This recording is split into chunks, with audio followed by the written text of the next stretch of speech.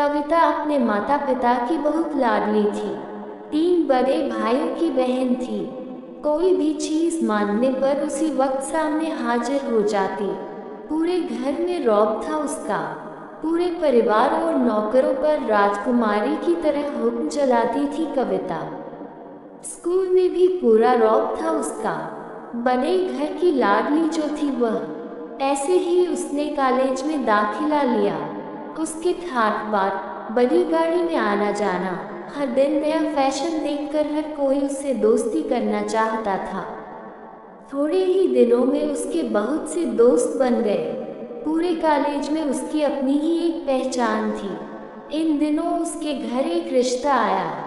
खानदानी लोग थे और पापा की पुरानी जान पहचान थी उनके साथ। कविता के साथ कोई जबरदस्ती नहीं थी, पर कविता ने फिर भी हाँ कर दी, क्योंकि वह अपने परिवार से बहुत प्यार करती थी। वह जानती थी कि वह लोग उसका अच्छा ही सोचेंगे। लड़के का नाम राज था। राज काफी पढ़ा लिखा और समझदार लड़का था। ससुराल वाले भी बहुत अच्छे थे। ससुराल में कविता की जगह वैसी ही थी जैसी कि मायके में। कोई भी कार्य कविता की सलाह के बिना नहीं होता था। सबकी लाडली बहू बन गई थी वह। फिर उसके घर एक बेटे का जन्म हुआ। राहुल कविता को जान से प्यारा था। पोता पाकर ससुराल वाले तो फूले नहीं समाते थे। कविता कभी कभी सोचती कि उसकी किस्मत कितनी अच्छी है। उसका हर अपना उसे कितना प्यार करता है। चाहे जीवन में कैसा भी समय आए, मेरे अपने हमेशा मेरे साथ हैं। मैं कभी अकेली नहीं हो सकती। कितनी खुशकिस्मत हूँ मैं। पर शायद कविता की खुशियों को उसकी अपनी ही नज़र लग गई थी। एक दिन वह मायके जाने की जिद कर बैठी। राज को बहुत काम था, लेकिन वह फिर भी उसे ले गया। रास्ते में उनकी गाड़ी अन्य गाड़ी से टकरा गई। कविता, राज और राहुल बहुत बुरी तरह से जख्मी हो गए। काफी दिनों के इलाज के बाद राज और राहुल तो ठीक हो गए, लेकिन कविता पूरी तरह ठीक ना हो सकी। सर पर चोट लगने के कारण वह अपनी आंखों की रोशनी खो बैठी। अब कविता की किस्मत जैसे उल्टे पांव चलने लगी। मायके वाले कुछ दिनों तक उसे मिलने आते रहे, फिर कभी कभार फोन ही करके पूछ लेते कि अब कैसी हो। धीरे धीरे ये सिलसिला भी कम हो गया।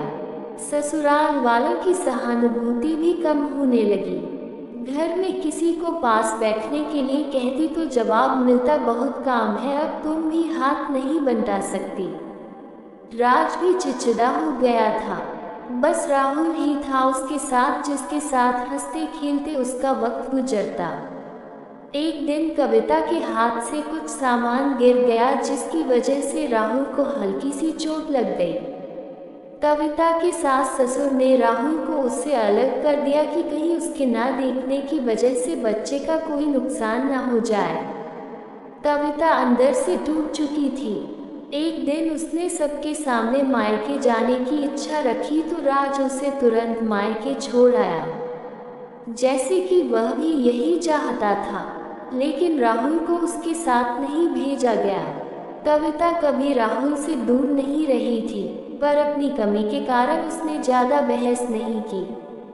कविता को लगा कि वह 3-4 दिन वहां रहेगी तो थोड़ा हवा पानी बदल जाएगा, क्योंकि वह कितने दिनों से कहीं भी बाहर नहीं गई थी। घर वाले भी इतने दिनों बाद उसे देखकर कितने खुश होंगे। कविता के घर पहुंचने पर सब लोग बहुत खुश हुए। खाने में सब कुछ कविता की पसंद का ही बना था। उसने अपने मम्मी पापा और भाई भाभीयों से दिल खोलकर बातें की। उनके छोटे छोटे बच्चे भी बुआ के साथ घुल मिल गए थे। रात को सोने के वक्त जब वह कपड़े बदलने लगी तो उसे पता चला कि उसका बैग तो बहुत भरा हुआ था। वो सब समझ गए। वो बहुत उदास हो गई। कुछ दिनों तक तो सब ठीक रहा, फिर जैसे सब बदलने लगा। सबका व्यवहार बदल रहा था। वो लोग जैसे थक चुके थे उससे। सब लोग घूमा फिरा कर पूछने लगे कि राज कब आ रहा है उसे ले जाने। वो बहाना बना देती, जबकि वह जानती थी कि उस घर में अब उसके लिए कोई जगह नहीं। कविता से चलते वक्त कुछ न कुछ नुकसान हो जाता। थोड़ी बहुत टोका-टाकी उसे सुनाई देती। वो टाल देती। एक दिन उसके हाथ से लगकर एक कीमती फूलदान टूट गया। छोटी भाभी ने बहुत हंगामा मचाया। कविता के माता पिता रोज रोज के झमेलों से तंग आ गए थे। उन्होंने राज को खुद से फोन कर दिया। राज कविता को अपने घर ले गया। कविता को अपने परिवार वालों से ये उम्मीद न थी। जिस कविता के कहे बिना घर में एक पत्ता भी नहीं हिलता था, उस घर के लिए वह बोझ बन चुकी थी। राज के साथ ससुराल आते वक्त वह बहुत खुश थी, क्योंकि वह अपने घर जा रही थी, अपने जिगर के टूटे राहुल के पास। परंतु ये खुशी भी कुछ पल की ही थी। सारा बंदोबस्त पहले ही किया हुआ था। कविता को सीधे ऊपर वाले कमरे में पहुंचा दिया गया। राहुल से दूर रहने की सख्त चेतावनी दी गई। एक कामवाली लता को उसकी जिम्मेदारी सौंपी गई, जो उसके खाने पहनने जैसी जरूरतों का ध्यान रखती। कविता ज्यादातर चुप ही रहती। कभी कभी कामवाली लता से थोड़ा बतिया लेती। उसके जरिए राहुल का पता चल जाता। सबकी लाडली बेटी और बहू सबके लिए लाडली से बोझ बन चुकी थी।